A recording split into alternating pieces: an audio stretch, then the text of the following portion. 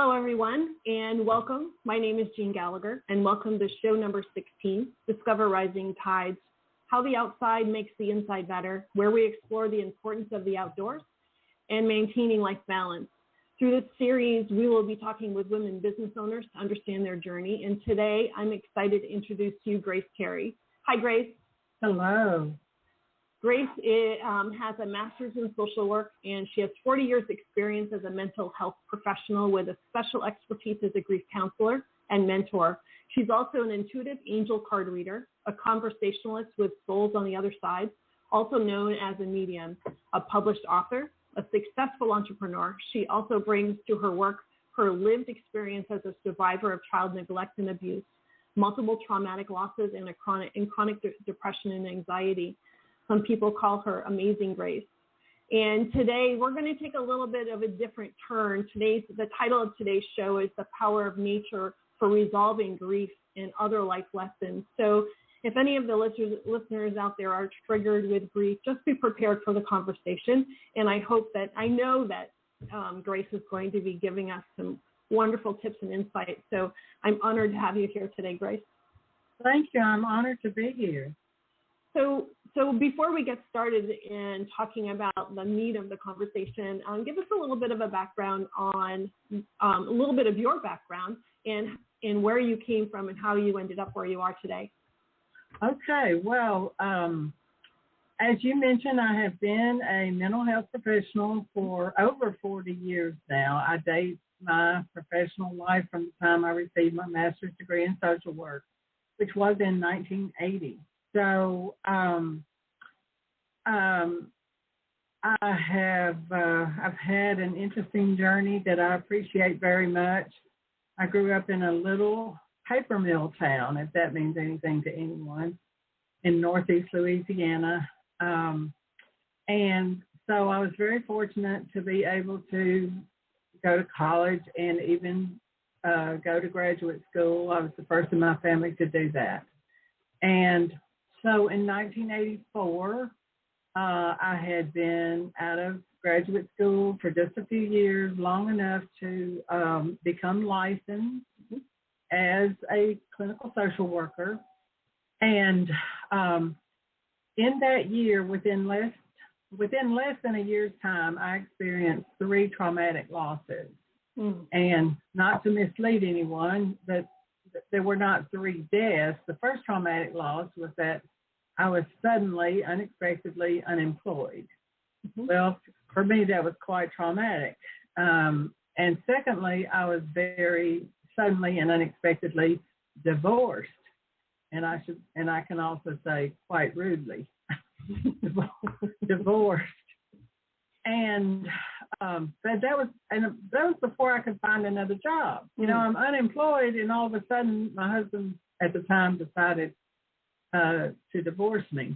And so then, just as I was beginning my new position, my mother, who was 56 years old at the time, and beautiful, vibrant, happily remarried to my stepfather, she was killed suddenly in an automobile accident. Wow. Yeah, so that was a quite eventful year. Now, I also like to tell, when I tell that much of my story, I also like to tell that the universe, God, the angels, whatever, the higher power,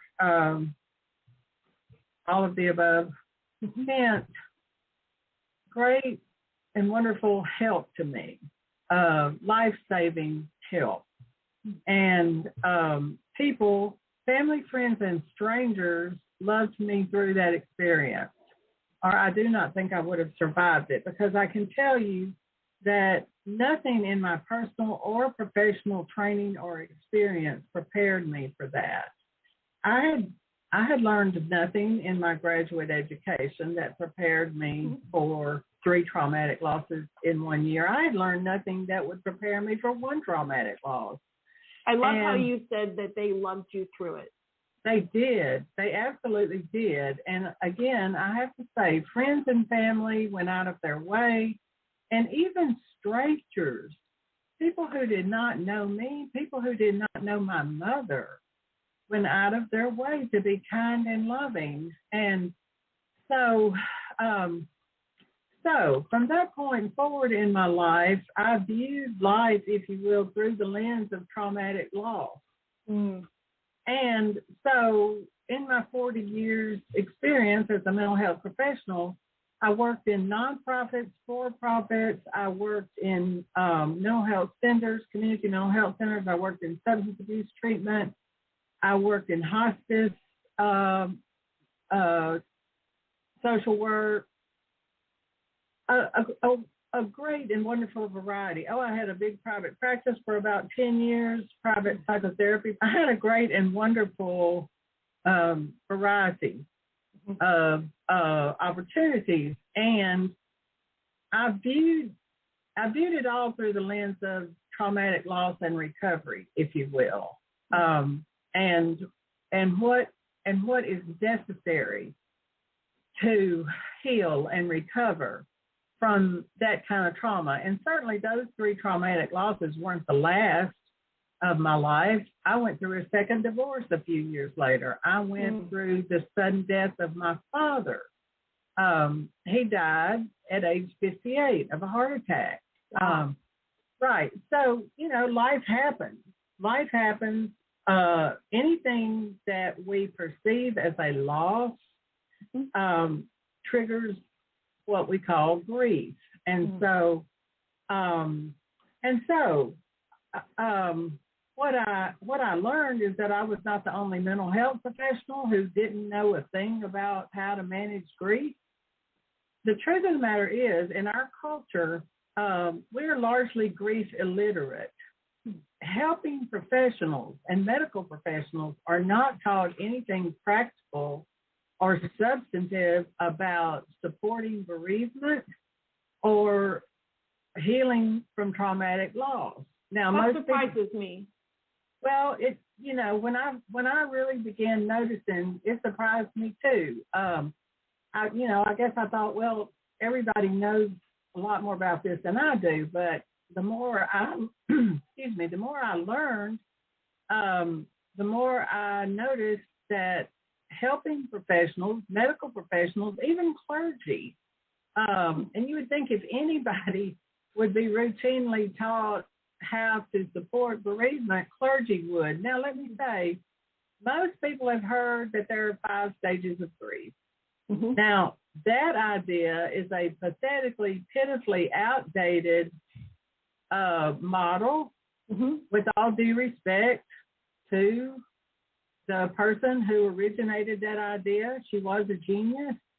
She was groundbreaking. She did her research with terminally ill people. She didn't do research with people who were bereaved. But she wrote a groundbreaking book that in which she described what she called the 5 stages of grief that terminally ill people move through. And her work was misinterpreted and misapplied. And so the next thing you hear is a 30-minute mini lecture, if anything, on the 5 stages of grief. Here's how it goes, 1, 2, 3, 4, 5, and that's all we need to know about that. Well, grief, see, here's the thing. Grief is not pathology. Now, if you're going to work in the mental health field, if you're going to work in the medical field, you will learn a lot about pathology. Grief is normal and natural. Oh, okay. I see the difference. Yeah, Thank you. I see the difference. Thank you. So, you know, mental health professionals have to take a lot of instruction in pathology, abnormal psychology, and so forth. But that's not grief. Grief is what happens in everyone's life. And in our Western industrialized culture, we just have kind of taken the attitude, well, it happened, get over it, move on. And quite often, grief is associated with death. That's right. And rightly so, but grief is also apparent and shows up in many different, well, everything that you've said that's happened to you, whether you've lost a job or things that you've lost within your daily life or family life in some sort of a way that wasn't death related, is still, there still has to be space for grief around that. Thank you so much. Yes, grief is most commonly associated with death, but my definition for grief is the thoughts and feelings that are triggered by a loss. Any loss. Okay. And losses can be abstract as well as concrete. What is an abstract loss? Well, let's say the loss of a dream. Oh. Okay. Like I've always dreamed of becoming something, anything. Oh, okay. And then if life happens and I realize that's never going to happen. And if that dream has been dearly held, okay, and then circumstances dictate or define letting go of that, then that's a loss. And I'll tell you one from my personal life, sort of abstract, an illusion. The loss of an illusion can be very, very traumatic. And for many, many years, I labored under the illusion that if I worked hard enough, long enough, a certain relationship in my life would be what I wanted it to be. Okay? Interesting. Yeah. And so I worked long and hard, and then I spent 4 days with the person that I desperately wanted to have a certain type of relationship with. And 2 of those days we were in the car, right? And I'm laughing now, but I'm telling you, it was not funny before we got home. Before we got home, my illusion that I could work hard enough and long enough and make it what I wanted it to be, that illusion was totally shattered. And that was one of the most painful losses of my life. That's a type of a loss that I'm sure I never considered, and I'm sure many people never considered. And as people are listening to this conversation, if you have any questions, if you're live on YouTube, feel free to use the chat. If you want to call in to the Blog Talk Radio number, it's 323-580-5755, and we'll get your questions answered as we go through the conversation. But that's a really interesting, I think we should kind of really let that settle for just a second, because the illusion, the loss of an illusion or a loss of a feeling or an assumption of how something is going to happen, that can be quite traumatic. Yes, it can. And unexpected. Unexpected. And the feelings associated with abstract losses can be just as intense, just as painful as concrete losses, if you will. So life is changed. Well, can it be even more so because it's not tangible, right? So other people are not going to be offering, as you said before, loving you through it, because other people might not realize that piece is a loss, right? That's right. And so there are many situations that some of the grief experts call disenfranchised grief. And those are losses that are not typically recognized or honored in our culture. That, they're just all kinds of losses that we just don't even pay much attention to. And one that comes to my mind immediately is a miscarriage or a stillbirth. Now that, for many people, sad to say, is a disenfranchised loss. Often people don't even let anybody know that they've had a miscarriage, or, well, if it's a stillbirth from a full-term pregnancy, then people would know. but a miscarriage. Quite often people haven't announced that they're pregnant. That's right. So that absence of being pregnant, like you said, wouldn't be noticed. That's right. That's right. So tangible losses, intangible losses, abstract or concrete, anything that we perceive as a loss triggers thoughts and feelings in response, and those thoughts and feelings are what I call grief. And the feelings associated with grief are most commonly things like great sadness, anger, guilt, fear, very, very painful feelings. Again, no matter what the loss, those are the typical feelings. Now, some people are beginning to realize that everyone grieves differently, and that is true. And it's also true that everyone grieves the same, in that any grief experience includes intense, painful feelings. If we're not having intense, painful feelings, we're not grieving. So you think that some people actually don't grieve and they should? Oh, there's not a should there. I think some people show their grief and express their grief much more openly than others, and there's no should in that. Some people are more extroverted and tend to be more outwardly expressive. Some people are more introverted and are less outwardly expressive. For the resolution of grief and the healing of grief and the integration of grief, there is a necessity for some degree of what I call catharsis. That is letting it out, getting it out, putting it out, it being the painful emotional energy associated with the loss. And so how does that happen, or that does maybe that happens naturally for some and not as naturally for others? Well, I would say that in an ideal world, it would happen naturally for everyone, because, we're all born with the capacity for expressing and releasing discomfort. I mean, every newborn baby can express and release their discomfort. Yes? I mean, babies will let you know when they're unhappy, right? No doubt. Right. Okay. Yeah, but culture suppresses that, right?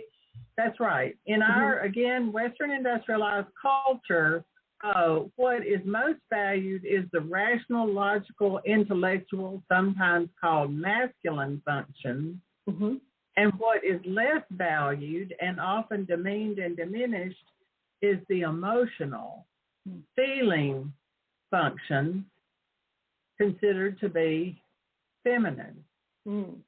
All right. So yes, we live in a culture that has strict rules about what feelings can be expressed, when and how, under what circumstances, and so forth.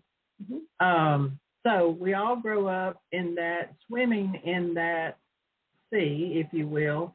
And when it comes to grief, which involves intense emotional reactions, often we're like the little fish who swam up to the big fish and said, "What is water?"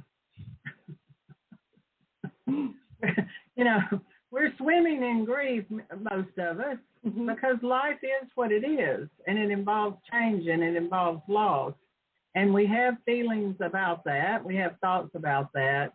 And we don't even recognize often that we're swimming in grief, and we have no conscious awareness of it. And so if there's no awareness, there's no healing, right? That's right. Thank you. Thank you. Now, let's get to the good news, shall we? Okay, good. Okay. All right. So here's the good news, is that any loss that we survive can be healed. It can be resolved. It can be integrated into our lived experience, and it can actually become an asset to us in a certain way. But in order for that to happen, we must do our grief work. Now, let me tell you exactly what I mean by grief work and how nature fits in with that, shall we? Yes, please. Okay, so here's how grief work works. We allow ourselves to feel what we feel. Mm-hmm. All right.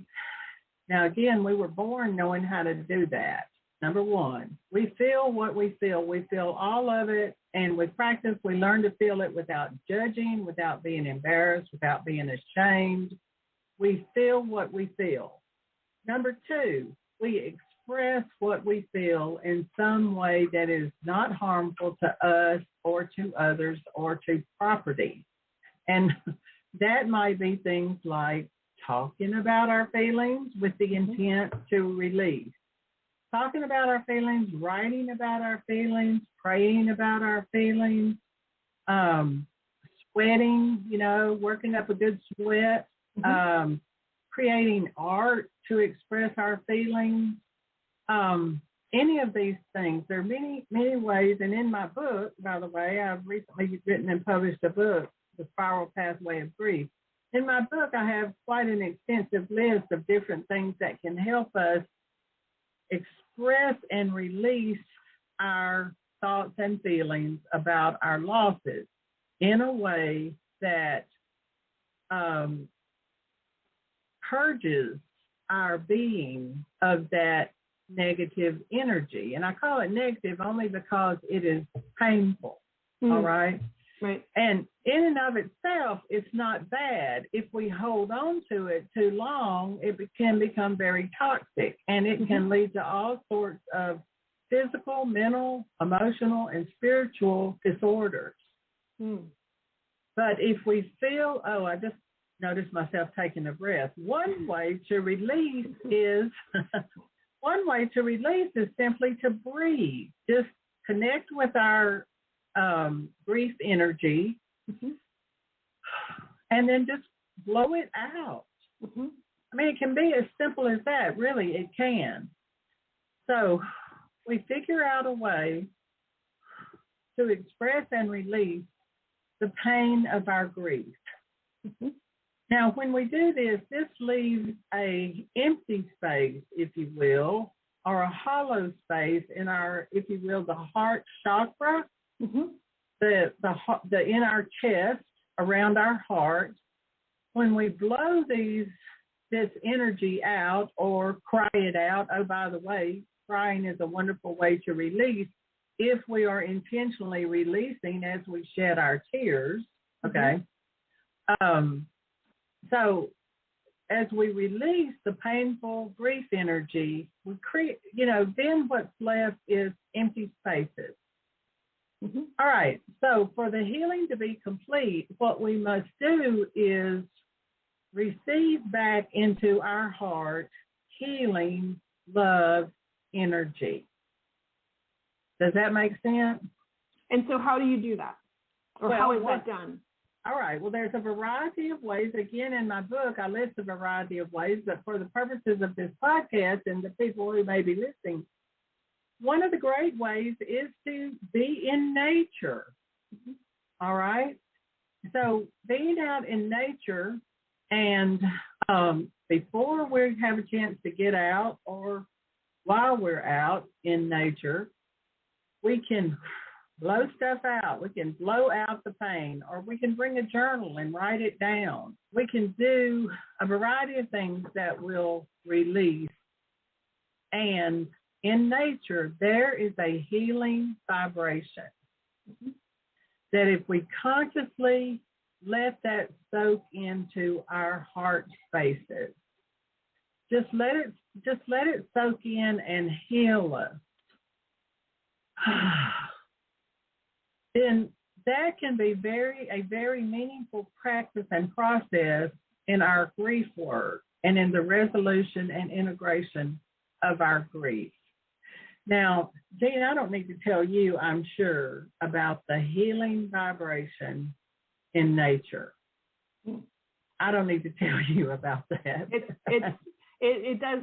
And I think most people consider it for stress management, right? And just being able to shed away the happenings of what might be going on externally, and to just have a place to be present and allow, like you said, that energy to be present. Yes, yes. But people consider that mostly for, I think people consider that mostly for stress and balance, or or there's this internal feeling that I just need to be outside and I can't tell you why. Well, that's all right. It doesn't have to be explained. Mm-hmm. But when nature calls us, and when we give ourselves the gift of being at the seashore, or by a natural body of water, or just out in our backyard, if we're fortunate enough to have a backyard with grass in it, or even if we live in an apartment with a balcony, if we can just be out in the fresh air and just take the time and focus our awareness on releasing pain and receiving into our heart centers the healing vibration, the healing energy that is the natural world, then this can be very, very powerful. Now, you say being in nature is for stress management. Surely, certainly, absolutely. And what are some of the greatest stressors in our lives? Some of the greatest stressors in our lives are our losses. That's right. Okay. By the way, grief that is unattended, and if it is just repressed and denied and avoided, it does not go away. It stays with us. And it's cumulative. All right. So, unfortunately. Well, before you go further, let me.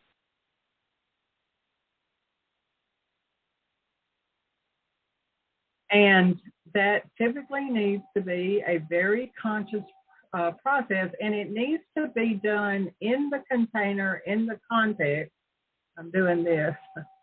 In the container, in the context of loving support. Now, again, nature can be a wonderfully healing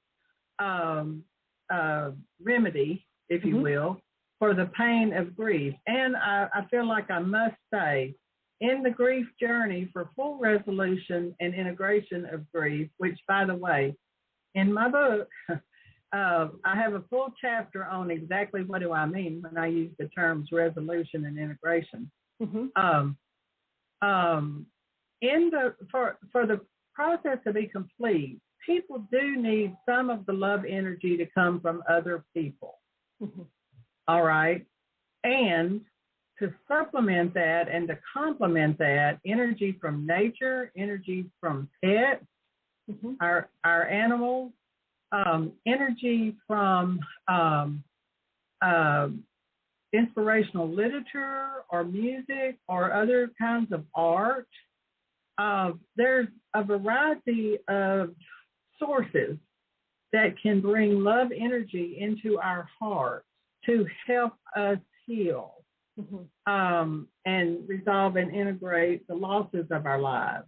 But certainly, I highly recommend the healing energy of nature. Gina, I have to tell you, one of the peak experiences of my life, and I'm 67 years old, and I don't mind who knows it.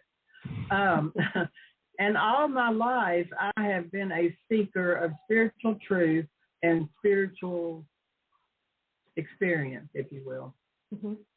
One of the absolutely most powerful experiences of my life was when I went out to the West Coast and I visited the giant redwood trees.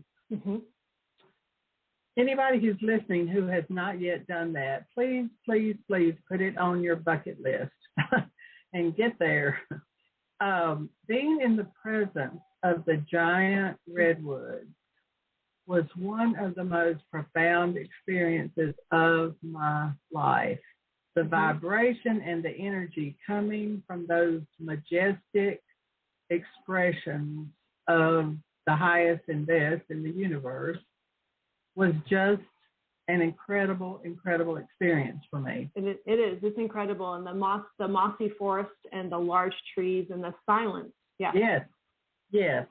And probably most people listen to this have your favorite places in nature, and that's solid gold. That is pure gold when it comes to wellness and balance and healing. That's solid gold. And I'm just here to remind you that as you visit your favorite places in nature, think about where are the sad places in your heart? Where are the angry places? Where might there be places where old anger or guilt or shame or fear might be stored? I mean, it's part of being a human that we have that. Something that just came to mind as you're saying that is, have you ever thought, or maybe you have, the effects of social media on this part too? Because I think that we can tend to use social media as a crutch as a piece of escapism, right? So if you're having a stressful moment, let me just look at my phone for a minute. Or if you're feeling something, and it's so easy to pick up your phone or pick up some social media and lose yourself in that. But that's not releasing anything. That's right. That's continuing the avoidance pattern. And you're right. In our modern world, we do use social media and technology to avoid a lot. That's one of the things that we do. But before there was social media, there were many ways that people used to avoid and deny and repress their emotional truth, because that's what they were told to do. That's what they were taught to do. And that's what our role models showed us how to do.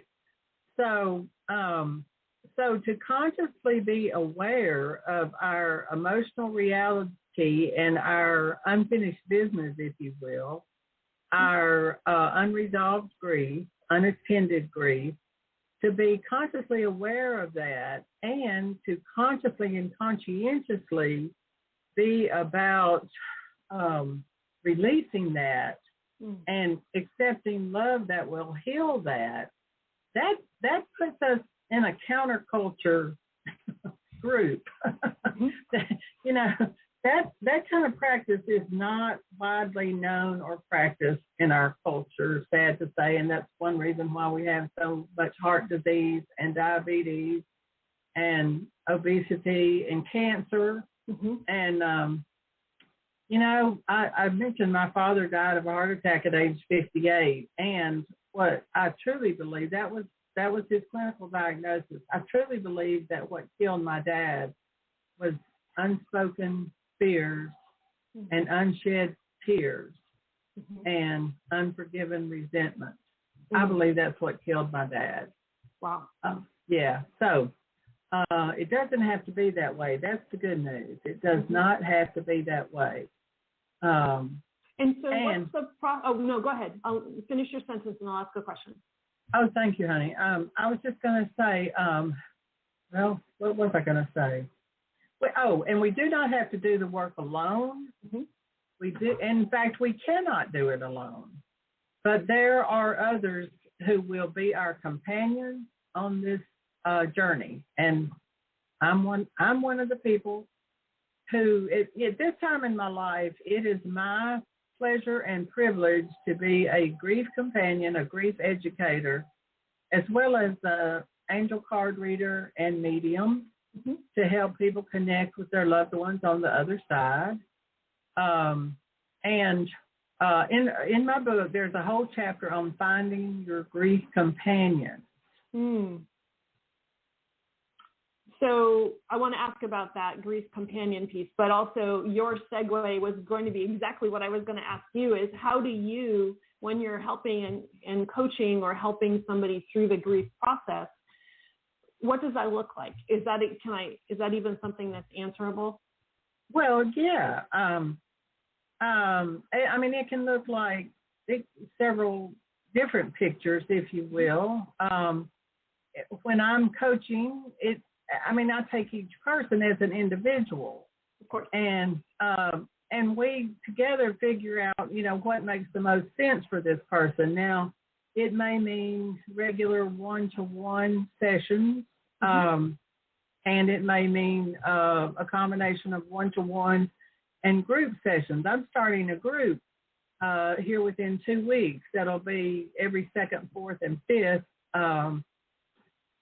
Sunday of the month in the evening. But and people can also find group sessions locally. There are grief support groups. And so often it's a combination of individual one-to-one support along with some group support and along with some good, practical, factual, updated literature that and going out in nature.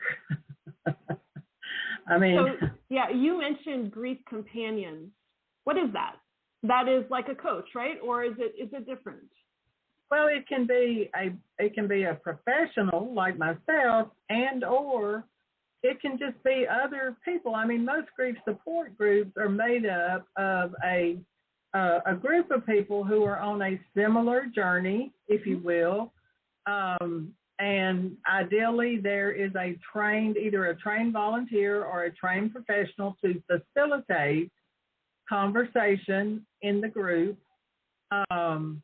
And in a healthy group, the group members who are all just on an equal basis, having had some type of traumatic loss in their lives, and they're there for one another to listen and to share the journey and to witness when someone chooses to express and release pain. And acknowledge. Yes. Yes. And so you have the peers, the companions who are there to provide the loving energy that goes back into that heart that has just emptied. If there's no acknowledgement from somebody else, is it less released? It's not less released, but the healing is complete when love energy, or you could call it emotional support or kindness or compassion or any of those. The healing is complete when the space is emptied of the pain and the love comes back in to fill up that spot. In my personal experience and in my observation, over the years, I started saying, in my 40 years as a mental health professional, wherever I worked, having had the experience that I had rather early in my life, every person who ever came to me as a client had traumatic losses of one kind or another. So anybody I ever worked with got grief support, whether they knew it or not, right?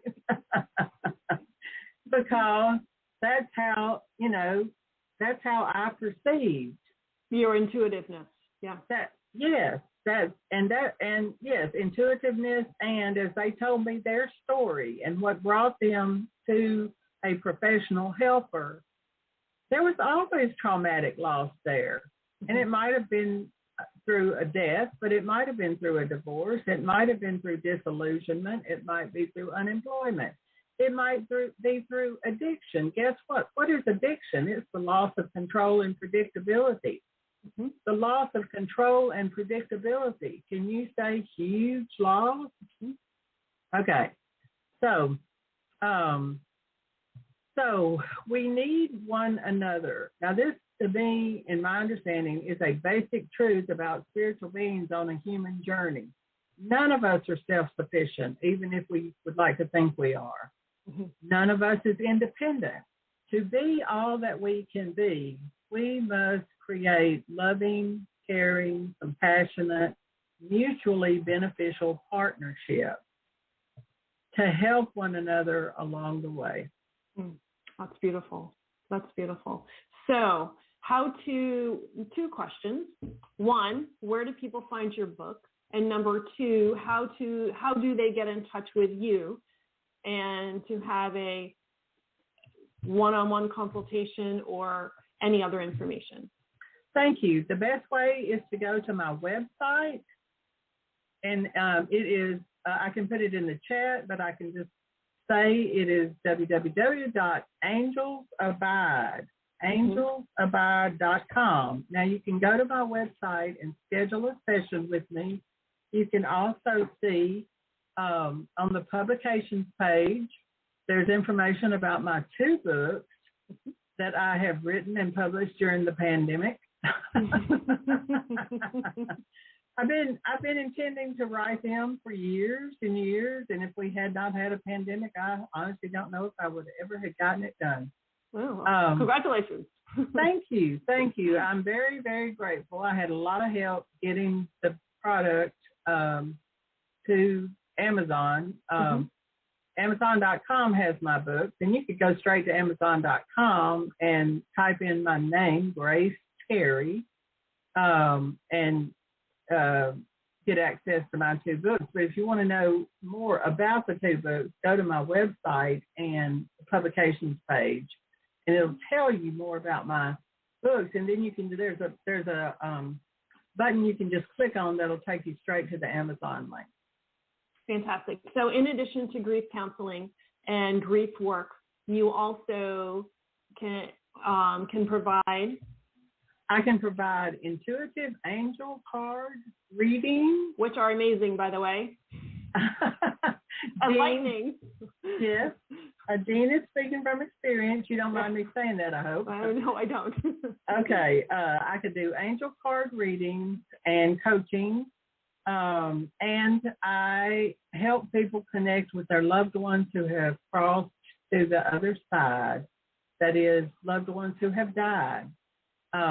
If you have loved ones who have died and you would like to communicate with them, I can help you with that. Thank you. Grace, it's been an honor and a pleasure to have you here, and I want to thank you very, very much.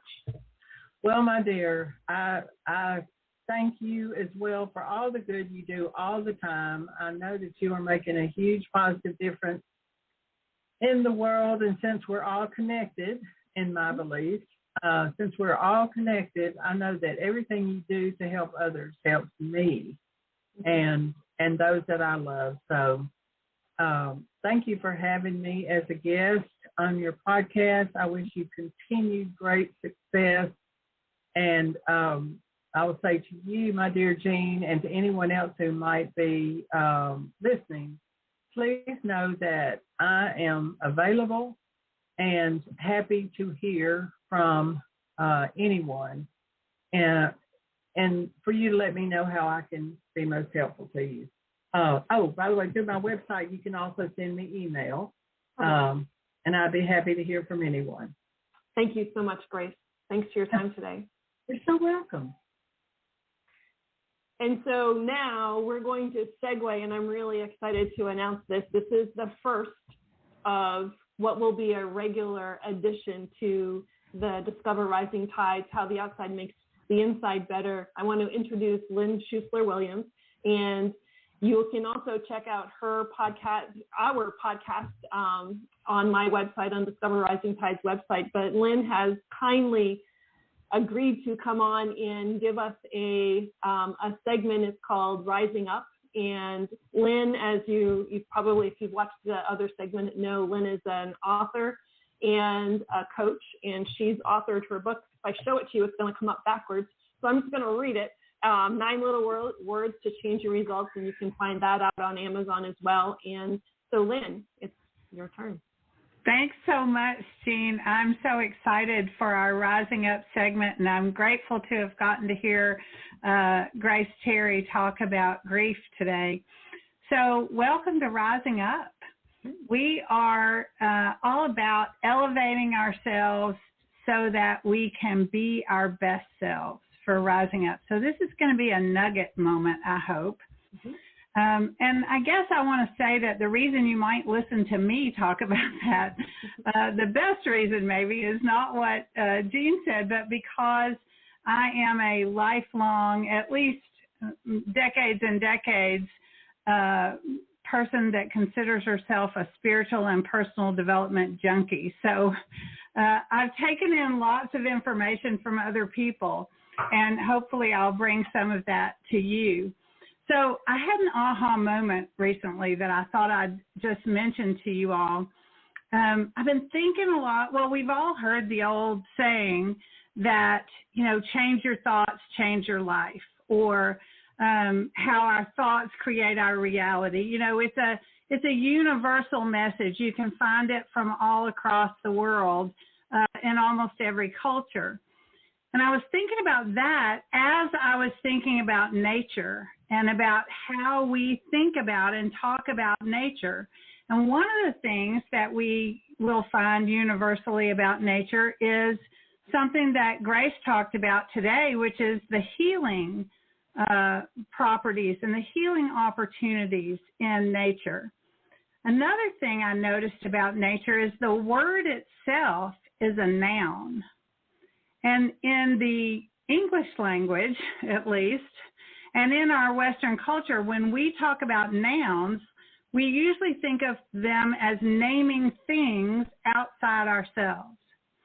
So, for instance, house, car, nature, right? And so just the very nature of our language sets us up to think of nature as outside of ourselves. So just kind of ask yourself how you've been thinking about it. And I started to ask myself some questions. I'm a real believer in questioning. And so what if we shifted our thoughts about our relationship with nature? And what if we saw ourselves as part of nature and nature as part of us, a more intrinsic relationship than the noun makes us think, right? Than the thing outside of ourselves. And I've been studying a lot lately about the lunar cycles, and it's made me hyper aware of how we as women especially are so connected to nature, right? And so what would this shift in perspective mean for us? How would we experience things differently if we came at nature more as a part of ourselves and us a part of it? How would our experiences of nature itself be different? And how would our experience of, say, healing be different, right? Since we've already acknowledged nature has this healing quality. And so, I mentioned that in English it's a noun. Another thing you'll find all over the world from many, many cultures is this idea of us as part of nature, and it is indivisible. In the Lakota tradition, they talk about all my relatives. And they don't just mean the human beings that they're related to. They mean the bugs and the air and the clouds and the rocks and the trees and everything, right? And so I love that idea of all my relatives. How might my perspective shift if I embraced this idea of all my relatives? And what if, through this shift in perspective, we came up with this awareness that we can be our own healers, right? I love that idea. So I invite you to take a look at your own language. Maybe some of these questions are good journal prompts for the week. Maybe they are things that will get you thinking and writing. So my real the question I came down to for me was, how can I cultivate a point of view that really embraces this idea of nature as intrinsically part of me and me a part of it? And so I hope that you will ask yourself a similar question, your question. It doesn't have to be my question, and that you will find a way to create a more aliveness of nature in your experience. So until next time, I will say, I hope you'll ask yourself great questions. And I am holding the perfect thought, as my mama would say, of you having an expanded experience of peace and joy and rising up. Thank you, Lynn. Thank you, everyone. And I hope you enjoyed today's show. And thank you to Grace and Lynn. And we will see you next time. Bye. Driving, so surviving, I'll keep on